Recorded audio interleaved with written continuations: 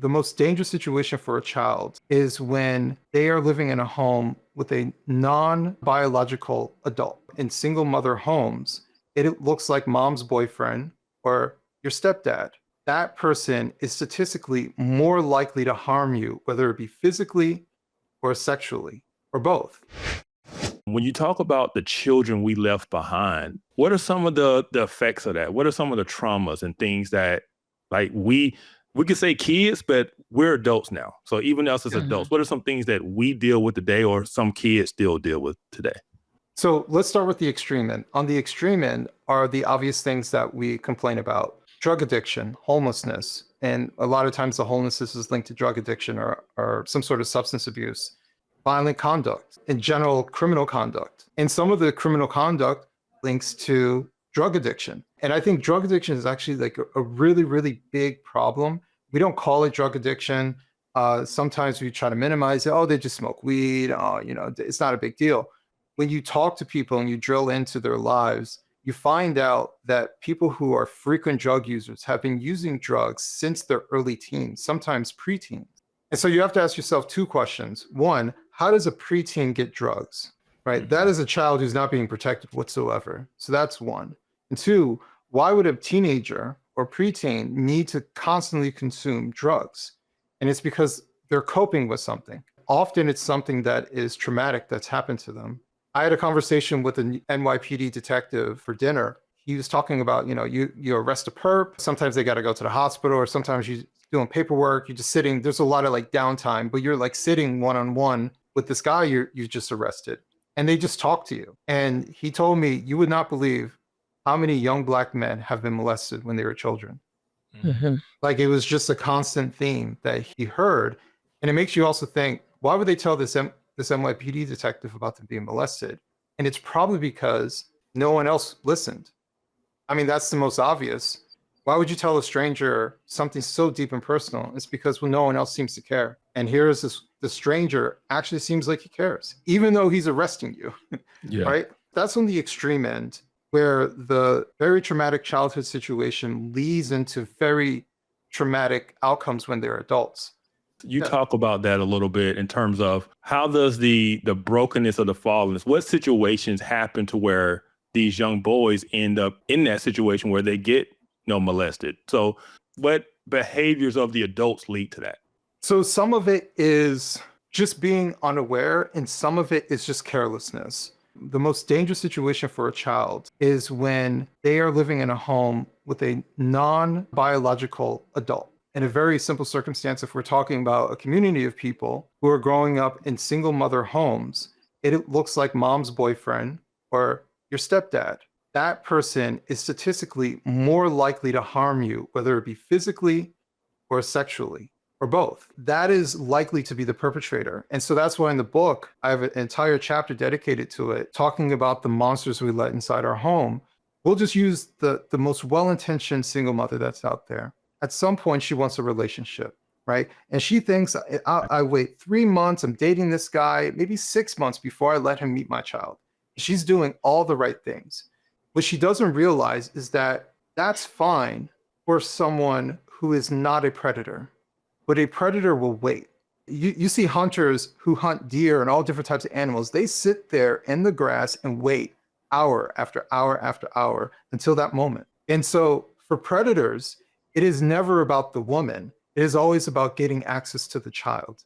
In a situation where a single mother, in many ways, is a failing position, right? Not because the mother's bad. It's just an incredibly difficult position to be in, to be the only person who earns the money, the only person who's supposed to caretake for children. You can only be in one place at one time.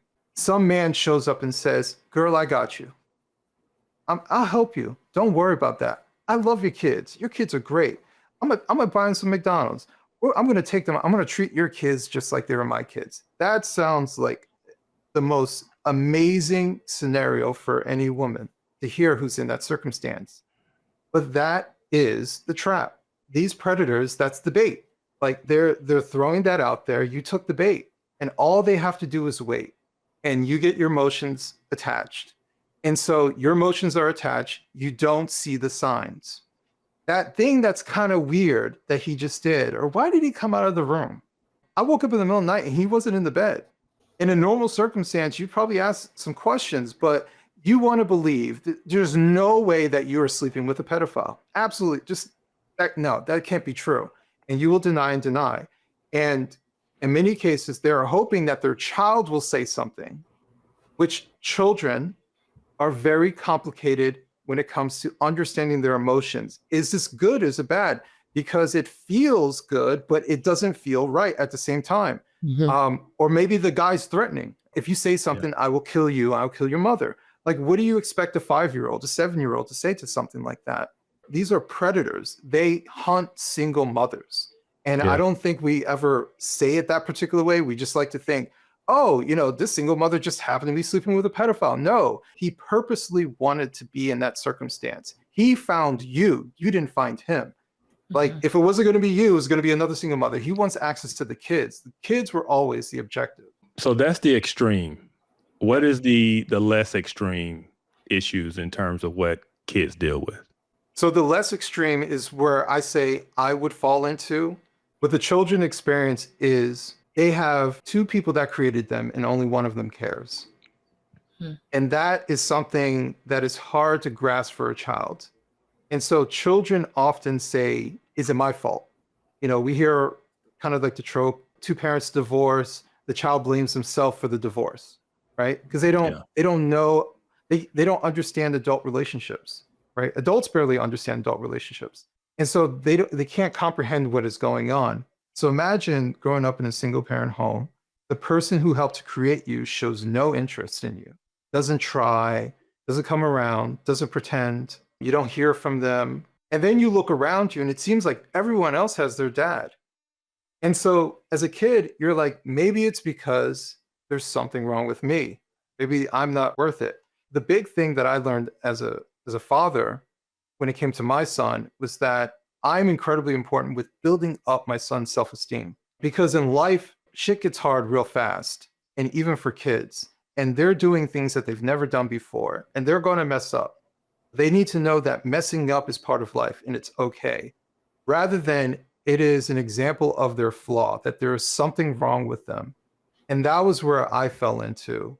I felt like when I messed up, something was wrong with me. If I didn't get that girl, it's because something was wrong with me, rather than I'm just not her type. Or maybe I'm doing something that's given the wrong impression. Especially for me, there was a desperation of love.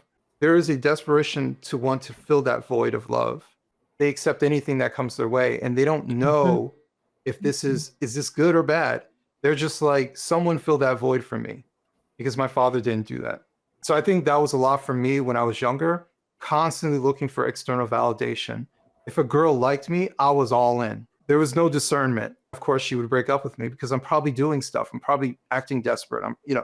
I don't have that high of self-esteem, or she just lost interest for whatever reason. And then my entire value that I placed on myself was built upon her, and now she's gone and my value dips once again. Much of my teenage years and young adult years revolved around looking for external validation because I didn't know how to build myself up. I didn't have anyone to show me how to do that. This constant roller coaster of low self-worth, constantly questioning myself. And this is decades before I was able to change my life and really understand what I'm doing. And a lot of that has to do with my son and realizing where he is and what he needs from me. And also understanding, like, I need to build myself up as an example for my son so he doesn't follow in the same footsteps as myself. Hey, if you enjoyed this content, come check out the Center for Biblical Unity. Download our free ebook, Is Christianity a White Man's Religion? Click on the link in the description below.